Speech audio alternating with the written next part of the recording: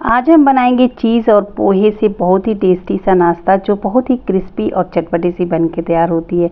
आप इसे सुबह शाम किसी भी टाइम बना लें या फिर कोई गेस्ट आने वाले हो ना तो उनको भी बना के खिलाएं, बहुत ही अच्छा लगता है। तो इसे बनाने के लिए 1 कटोरी मैंने यहाँ पे पोहा लिया है।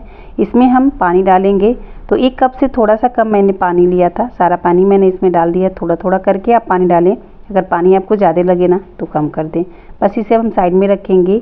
एक बड़े साइज़ के प्याज को हम बारीक काट लेंगे एकदम।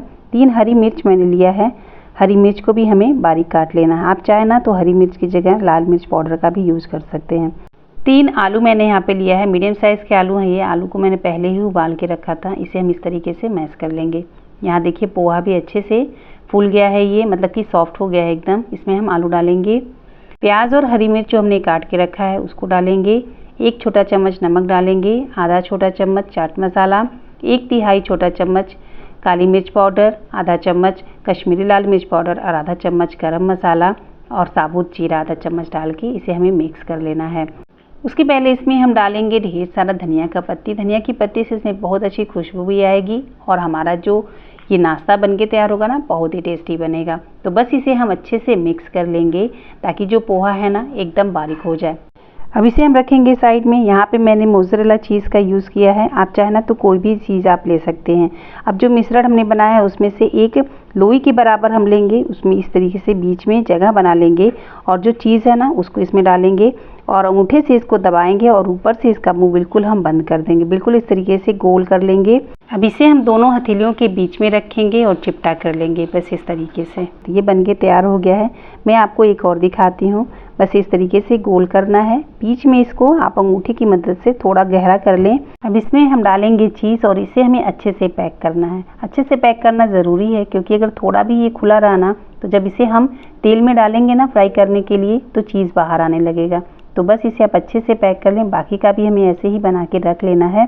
यहाँ पे मैंने एक बाउल लिया है, इसमें मैंने डाला है 3 चम्मच अरारोट और 4 चम्मच मैदा।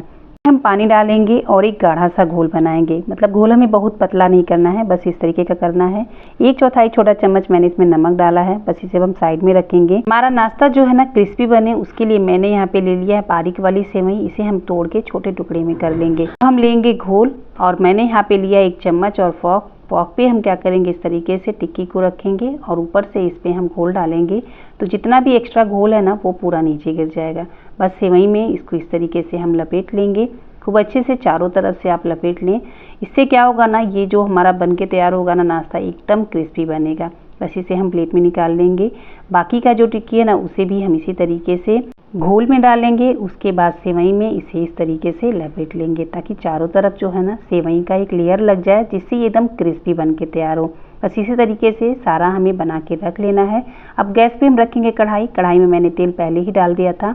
यहाँ पे मैंने ना रिफाइंड ऑयल का यूज़ किया है और आप देख सकते हैं ना तेल मैंने बहुत ज़्यादा नहीं डाला है, थोड़ा ही रखा है। मतलब आधा तक ही बस इसमें तेल है, पूरा ये तेल में डूबा हुआ नहीं है। अगर हम तेल ज़्यादा डाल देते तो लास्ट में जो तेल बच जाता है ना फिर उसको यूज़ करना कई दिनों तक बहुत ही ख़राब सा लगता है। तो आप तेल उतना ही डालें ना जितना कि ये कटलेट है ना अच्छे से सिक जाए, बस उतना बहुत है। तो दोनों तरफ से अच्छे से हमें इस तरीके से गोल्डन ब्राउन कलर कर लेना है। बस इसे हम निकाल देंगे।